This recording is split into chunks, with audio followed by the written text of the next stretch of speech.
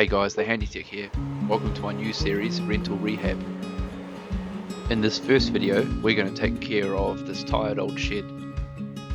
A quick background, this property of mine has been rented for the last 2 years, and since we moved out, it's started to fall away a little bit in terms of how well it's been maintained. There's quite a few things that need to be done to get it back up to standard, and it's a really good opportunity for me to try out some new projects. We are looking to offload this property, so we're going to try not to overcapitalise, but there's quite a few things that we can do that won't cost a lot of money, and in my opinion will improve the value of this property and increase my chances of selling it.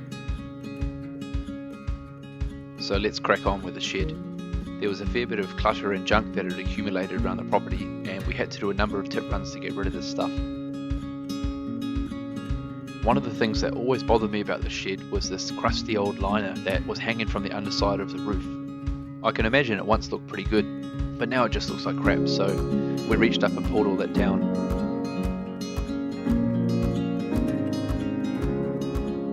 There was a lot of dust that came down off the insulation, and I know the safety Nazis are going to string me up to dry, but it's my choice not to wear that, and I recommend you wear it if you do something similar.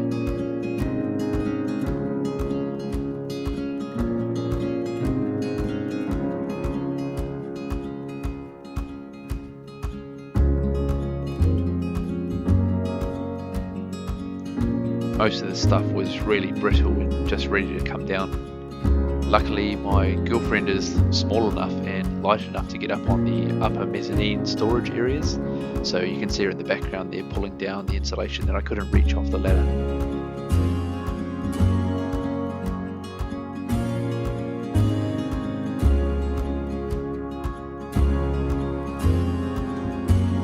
Around all the eaves of the shed, and particularly in the front row of tin, there is chicken wire, so we had to chop this back to get out the rest of the insulation. I made sure to leave about half a metre of this chicken wire around the whole perimeter, and I think this is just to stop birds getting inside the shed. All the lights around the garage needed cleaning and refreshing, and this one in particular was a little bit crooked where it hung, so I had to cut off the chain and I replaced it with a new one.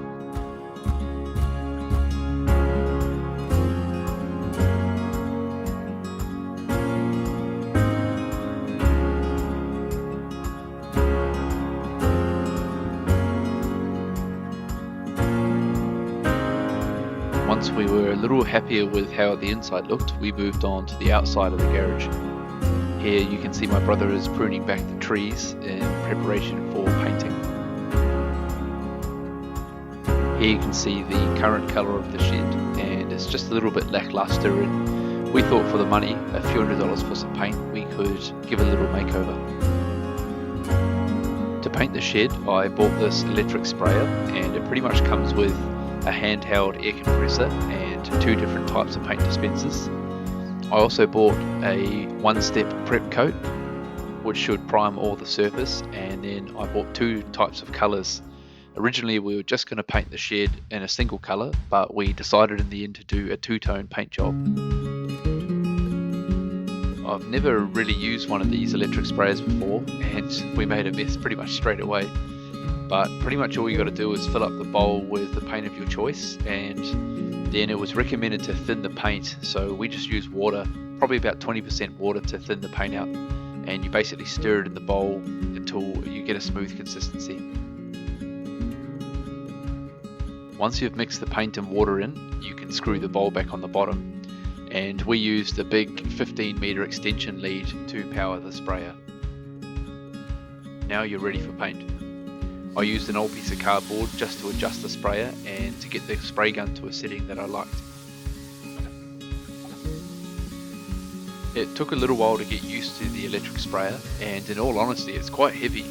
It's not that easy to hold up with one hand, so it does get quite tiring. But after a while we got used to the spray pattern and we became quicker at putting the paint on. The spray pattern was pretty consistent, and I think only once or twice it clogged up a bit, and it just resulted in some larger sort of splatters of paint.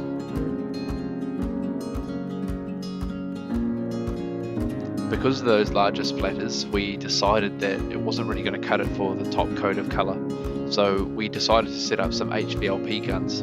The paint setup is pretty much the same. We thinned the paint out by about 20% again. The only real difference is that we are using a standalone air compressor that has an air storage tank, and instead of an electric extension lead, you've got to drag an air hose around. Using a standalone air compressor meant there's a lot more air that goes through the gun, and this results in much finer particles, giving a better coverage. Again, it took a little bit of adjustment for us to get the spray gun set up right, but it was definitely worth the time. The guns are much lighter and they hold pretty much the same amount of paint, so I kind of wish we had gone with this solution from the start to do the prep coat.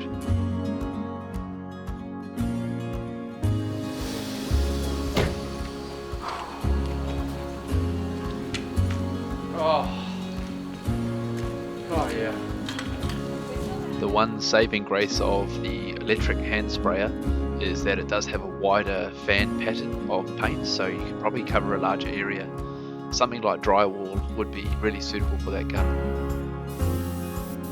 Now you can see the top colour going on, and this one is called Monument.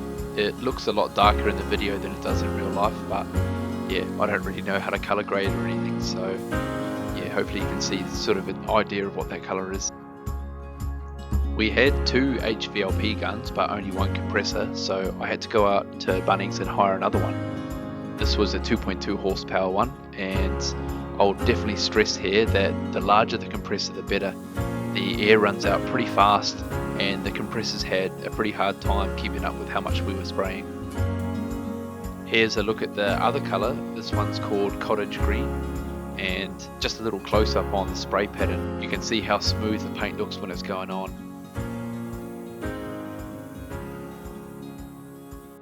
For any of the edging, I wasn't trying to be too clever or anything, so I just used a bit of cardboard. After all, it's just a shed.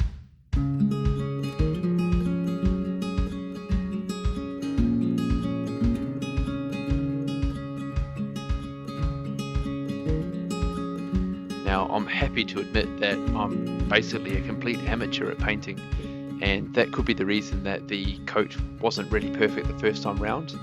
But it is just the first coat, and we're always planning on doing a second coat, so hopefully after the second coat we'll have a really nice, even, smooth coverage. Again, pretty poor lighting, so you can't get a real gist of what the colour is on the roof, but I assure you it's a whole lot better than what was there.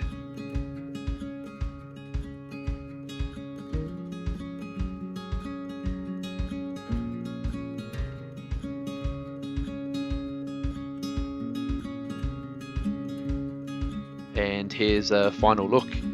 Again, it's just a first coat of colour paint, so hopefully after the second coat it's going to look a little bit crisper, but all in all I think it's a massive difference, and for only a few $100s and a couple of days of labour we've really transformed that shed and made it look a whole lot more decent, so pretty happy with that.